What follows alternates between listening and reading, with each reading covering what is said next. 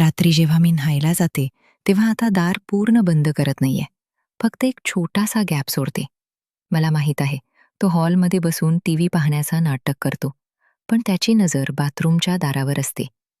मी आत साबण लावताना जोरजोरात गुणगुणते, जेणेकरून त्याला कळेल की मी आत आहे. कधीकधी मुद्दाम लाईट लावून ठेवते, जेणेकरून सावली भिंतीवर पडेल. हॅलो मित्रांनो, माझं नाव राधा आहे. वय असेल पूर्ण 42. पण जेव्हा गावातून शहरात आले होते ना, तेव्हाही लोक मागे लागायचे. आता सुद्धा लागतात. लोक म्हणतात, राधा बाबी आजही 32 पेक्षा जास्त दिसत नाही. मी हसते, पण आतून मजा येते. कमर अजून 34-29 सारखी आहे. साडीचा पल्लू माझ्या हातापेक्षा जास्त स्वतःच घसरत राहतो. आणि चालते तेव्हा लोक म्हणतात, अरे भाभीच्या चादरीत तर काहीतरी वेगळीच गोष्ट आहे. मी फक्त हसून टाळते. माझ्यासोबत राहतो माझा देवर. त्याचं नाव विक्की. वय 29 वर्षाचं. उंच रुंद, जिमला जातो. रोजचे खांदे असे की 2 हातांनीही मोजता येणार नाहीत. आवाज इतका जड की जेव्हा भाभी बोलतो ना, तेव्हा मनात काहीतरी हलचल होते. मी कधीही असं वाटलं नव्हतं की आपल्या देवराला या नजरेनं पाहीन. पण गेल्या 9-10 महिन्यात घरात जे काही चाललं होतं, ते स्वप्नातही कोणी विचारू शकणार नव्हतं. आम्ही दोघे एकटे राहतो. माझा नवरा म्हणजे विक्कीचा मोठा भाऊ 3 वर्षापूर्वी गेला अपघातात. मी विधवा झाले. सकाळी सकाळी सुद्धा काही राहिलं नाही. फक्त मी आणि विक्की एकाच घरात. 2 खोल्या, 1 स्वयंपाकघर, एकच छत. सुरुवातीला सगळं नॉर्मल होतं. मी भाभी आणि देवर. हळूहळू कधीतरी गोष्टी बदलायला लागल्या हे कळलंच नाही. सकाळी उठते तेव्हा विक्की बनियानशिवाय बाल्कनीत उभा सिगरेट ओढत असायचा. पोटावर घाम चमकत असे. स्नायू असे उभे राहायचे की आत्ता फुटतील. चहा घेऊन जाते तेव्हा तो वळतो. डोळे माझ्या साडीच्या पल्ल्यावर टिकतात. आधी मी लपत असे. आता मुद्दाम पल्लू थोडा ढिला सोडते. तो हसतो आणि म्हणतो, भाभी, तू दिवसेंदिवस आणखी खतरनाक होत चाललीयस. मी हसून म्हणते, अरे देवर, जी तू सुद्धा दिवसेंदिवस आणखीन जड होत चाललास. थोडा तरी दया करा आम्हा विधवांवर. तो जवळ येतो. चहाचा कप घेताना माझ्या बोटांना स्पर्श करतो. मुद्दाम माझा श्वास थांबल्यासारखा होतो. रात्री जेव्हा मी न्हायला जाते, तेव्हा आता दार पूर्ण बंद करत नाहीये. फक्त एक छोटासा गॅप सोडते. मला माहीत आहे, तो हॉलमध्ये बसून टीव्ही पाहण्याचा नाटक करतो. पण त्याची नजर बाथरूमच्या दारावर असते. मी आत साबण लावताना जोरजोरात गुणगुणते, जेणेकरून त्याला कळेल की मी आत आहे. कधीकधी मुद्दाम लाईट लावून ठेवते, जेणेकरून सावली भिंतीवर पडेल. एक दिवस तर हदच झाली. मी न्हाऊन बाहेर आली. फक्त नाकातून येणारी आवाज, पेटीकोट घातलेली केस ओले, विक्की सोफ्यावर पडला होता.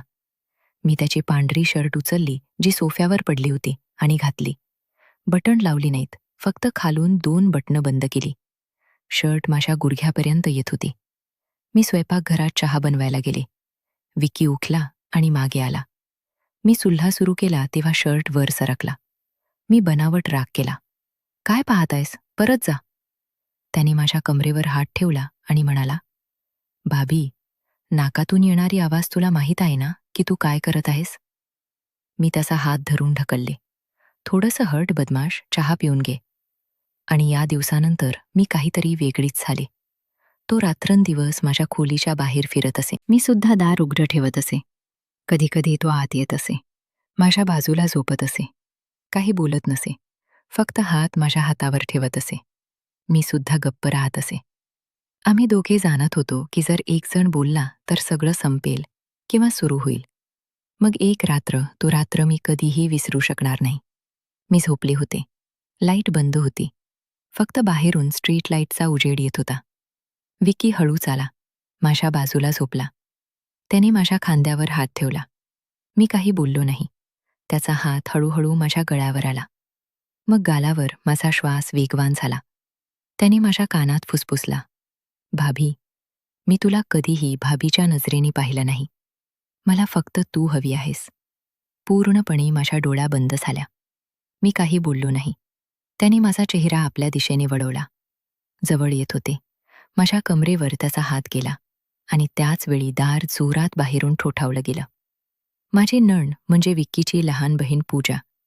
ती गेल्या 2 दिवसांपासून माहेरला आली होती. पण आम्ही दोघे इतके हरवले होतो की आम्हाला आठवतच नव्हतं. तिच्या हातात मोबाईल होता. रेकॉर्डिंग चालू होती.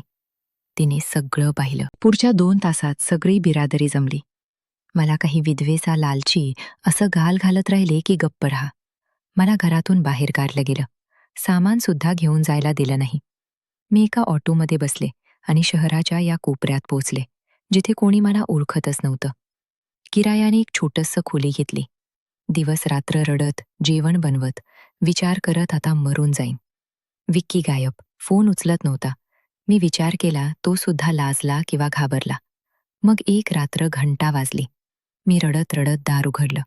समोर विक्की उभा होता. हातात एक पेनड्राईव्ह, डोळे लाल. त्याने गुडघ्यावर बसताना म्हटलं, "भाभी, आता ऐकलो. रडणं बंद करा." तो आत आला. मी सुद्धा रडत होते. त्याने पेनड्राईव्ह माझ्या हातात दिले आणि म्हणाला, "हे बघ, मग मला गाल घाल." मी लॅपटॉप उघडला. त्यात ढेर सगळ्या व्हिडिओ होत्या. माझ्या हातांना पल्लू घसरताना, रात्री बेडवर झोपलेल्या आम्हा दोघांच्या सगळ्या गोष्टी. मी चीखली, "किंवा तू बनवल्या आहेत?" तो म्हणाला, "हो, मी बनवल्या आणि पूजाला पैसे देऊन सांगितलं होतं की त्याच वेळी दार उघडायचं, जेव्हा मी तुझ्या सर्वात जवळ येईन." सगळं प्लॅन होतं भाभी, सगळं मी केलं. मी धक्क्यात पकडलं. "का केलंस तू असं?" तो रडायला लागला. म्हणाला, "कारण तुझ्या जीवाला धोका होता. तुझा जुना बॉयफ्रेंड राजू, तो तुला मारणार होता. त्याने भैयाचा अपघात ठरवला नव्हता, त्याने खून केला होता. मला सगळे पुरावे मिळाले होते. तो गेल्या 1 वर्षापासून तुझ्या मागे लागला होता." मी त्याला मेसेज केला, "राधा माझी आहे. हा व्हिडिओ बघून जर जिंदगी प्रिय असेल तर कायमची गायब हो जा." त्याने व्हिडिओ बघितले, घाबरला. आज तो देशाबाहेर आहे. कधी परत यायची हिंमत करणार नाही. मी ऐकत होते की तो म्हणाला, "मग तुला खरं कधीही सांगायचं नव्हतं." म्हणून मी स्वतःला आणि तुला जगाच्या नजरेत खाली आणलं होतं, की तू सरकशी राहशील. मी विचार केला होता की मला कायम गाल घालत राहशील, पण तू जिवंत राहशील. मी काही बोलू शकलो नाही. फक्त त्याला गळ्यात घालून रडायला लागले. त्या रात्री आम्ही दोघे रडत राहिलो. पण त्यावर आनंदाचे अश्रू होते. आज आम्ही त्याच घरात आहोत. जग आज सुद्धा मला गाल घालतं. पण आता काही फरक पडत नाही.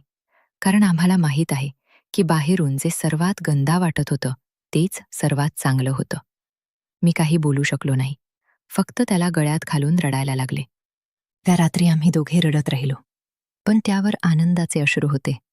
मग विक्कीने माझ्या कानात खूप हळू म्हणाला, "भाभी, एक शेवटचं खरं आणि बाकी आहे. ते ऐकल्यावर तू हवं तर मला गोळी मार." मी हटले त्याचा चेहरा पाहिला. त्याचे डोळेसुद्धा ओले होते. पण आता त्यात भीती होती. मी विचारलं, "आणखीन काय उरलंय विक्की?" तो जमिनीवर बसला, हात जोडले, म्हणाला, "भाभी, राजूने भैयाचा खून केला नव्हता. मी केला होता." माझं हृदय एकदम थांबल्यासारखं झालं. मी मागे हटले. माझी पाठ भिंतीला टक्करली. तो रडत म्हणाला, "वर्षापूर्वी जेव्हा भैया जिवंत होते, मी फक्त 26चा होतो. मी तुला भैयाच्या समोर पाहत असे. तू माझ्यासमोर डोळे खाली करत असस. मला माहीत होतं तुला सुद्धा काहीतरी वाटतं. पण भैया होते. एक रात्र मी भैयाला दारू पाजली. खूप पाजली. मग त्यांच्या गाडीत ब्रेक फेल करून दिला.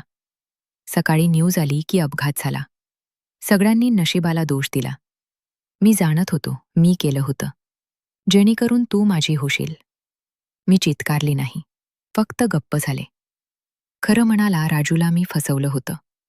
त्याचा तुझ्याशी जुना संबंध होता ना? मी त्याचाच वापर केला. पुरावे बनवले, धमकी दिली. हे सगळं माझ्या प्लॅनचा भाग होतं. गेल्या 9 महिन्यात जी फ्लर्टिंग, जे व्हिडिओ, जी पूजाची, सगळं मी यासाठी केलं होतं, की तू माझ्यासोबत राहायला मजबूर होशील. तुला कधीही काही धोका नव्हता भाभी. खैर, येणारा मी होतो. मी तुला माझ्यासाठी मुक्त करवलं. आधी भैयारा मारून, मग जगात बदनाम करून. मी त्याच्या डोळ्यात पाहिलं. त्यात वेडेपणा होता. मी हळू विचारलं. मग तो उभा राहिला. माझ्या जवळ आला. म्हणाला, "आता तू माझी आहेस, पूर्णपणे. जग सुद्धा मानून घेतलं आहे, की तू माझ्यासोबत आहेस. आता मागे वळायचा काही रस्ता नाही." मी हसले. पहिल्यांदा त्या रात्री मी खरंच हसले. मग मी माझा फोन काढला, जो गेल्या 3 मिनिटापासून रेकॉर्डिंगवर होता. त्याची सगळी कबुली, त्याची सगळी खरं सगळं रेकॉर्ड झालं होतं. मी फोन त्याच्या दिशेने पुढे केला आणि म्हणाले, "विकी, तू विसरलास. मी विधवा आहे, पण मार खाणारी नाही. तो पेनड्राईव्ह दिलीस ना, त्याच वेळी मला शंका आली. म्हणून मी पोलीस ठाण्यात आधीच कॉल केला होता. बाहेर गाडी उभी आहे. इन्स्पेक्टर आत येणार आहे. दार उघड." पोलीस आले. विक्कीच्या हातात हातकडी लागली. मी त्याच्या डोळ्यात पाहिलं आणि शेवटची वेळ म्हणाले, "तू मला मुक्त केलंस. मी तुला शिक्षा मिळवण्यासाठी स्वतःला बदनाम होऊ दिलं. आता खरंच मी मुक्त आहे." तो काही बोलायच्या आत पोलीस त्याला घेऊन गेले. आज मी एकटी आहे, पण खरंच एकटी. जग आजसुद्धा मला गाल घालतं. पण आता मला काही फरक पडत नाही. कारण आता माझ्याकडे एक खरं आहे, जे मी स्वतः लिहिलं. सांगा मित्रांनो, कोण जिंकला? तर ऐका मित्रांनो, जे मी आज तुम्हाला माझ्या तोंडी ऐकवलं, हे फक्त एक कहाणी नव्हती. हे माझ्या आयुष्यातलं ते काळं पांढरं खरं होतं, जे मी पहिल्यांदा कोणाच्या समोर ठेवलं. मी गप्प राहणार नाही. आता दर आठवड्याला अशी एक खरी वाटणारी कहाणी, जी मन हलवून टाकेल, डोकं चक्रावून टाकेल आणि शेवटी खऱ्याचा तो तमाशा मारेगा. तुम्ही रात्रभर झोपू शकणार नाही. ती मी तुमच्यापर्यंत पोचवत राहीन. नाव ठेवलं आहे मी माझ्या या कहाण्यांचं, गीता की गुप्त कहाण्या. जर आजची ही धक्कादायक गोष्ट तुम्हाला आवडली असेल, जर तुम्ही सुद्धा हवं की दरवेळी मी तुमच्यासाठी असा तुफान घेऊन येईन, तर आत्ता खाली लाल असलेला सबस्क्राईब बटन दाबा. घंटी ऑलवर करा आणि या व्हिडिओला लाईक आणि शेअर करा. तुमच्या प्रत्येक त्या मित्रासोबत, ज्याला वाटतं की तो खरं सहन करू शकतो. कारण पुढची कहाणी यापेक्षा सुद्धा जास्त धोकादायक असणार आहे. भेटू पुढच्या आठवड्यात. तोपर्यंत स्वतःची काळजी घ्या आणि हो, रात्री एकट्याने दार थोडं व्यवस्थित बंद करून झोपा. कधीकधी जो सर्वात जवळ वाटतो, तोच सर्वात धोकादायक असतो. जय गीता की गुप्त कहाण्या, खऱ्याचं दुसरं नाव.